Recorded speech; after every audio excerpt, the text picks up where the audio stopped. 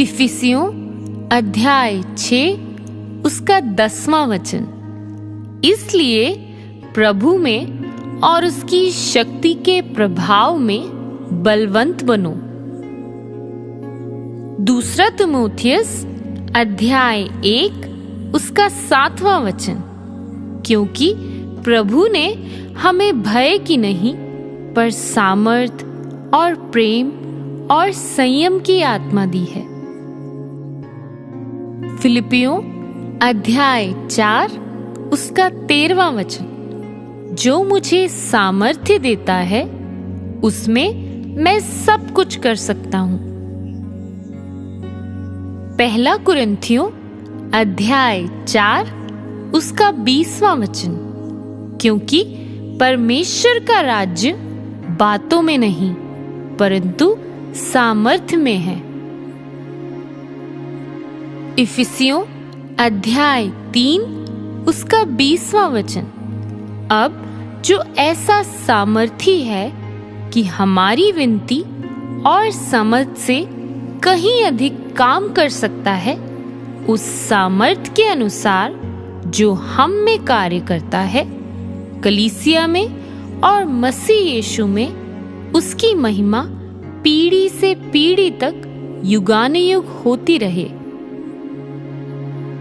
यशाया अध्याय 40 उसका 29वां वचन। वह थके हुओं को बल देता है और शक्तिहीन को बहुत सामर्थ्य देता है। तरुण तो थकते और श्रमित हो जाते हैं और जवान ठोकर खाकर गिरते हैं, परंतु जो यहोवा की बाट जोते हैं वे नया बल प्राप्त करते जाएंगे। वे उकाबों के समान उड़ेंगे, वे दौड़ेंगे और श्रमित न होंगे, चलेंगे और थकित न होंगे। पहला कुरिन्थियों अध्याय 6 उसका 14वां वचन। और परमेश्वर ने अपनी सामर्थ्य से प्रभु को जिलाया और हमें भी जिलाएगा। कुलुस्सियों अध्याय 1 उसका 11वां वचन।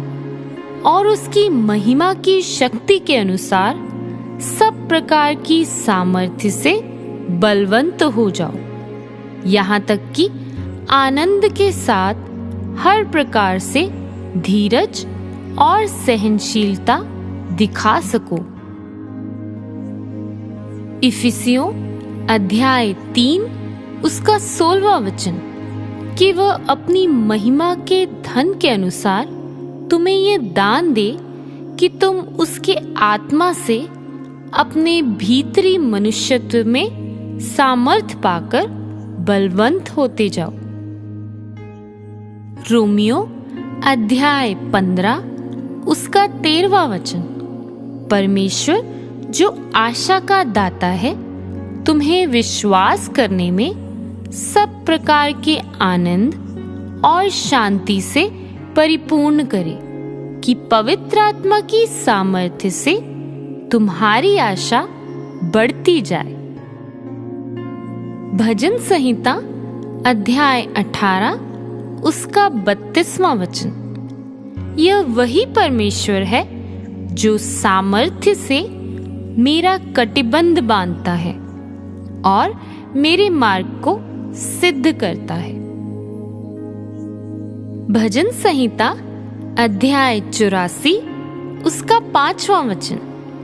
क्या ही धन्य है वह मनुष्य जो तुझ से शक्ति पाता है और वे जिनको सियोन की सड़क की सुधि रहती है।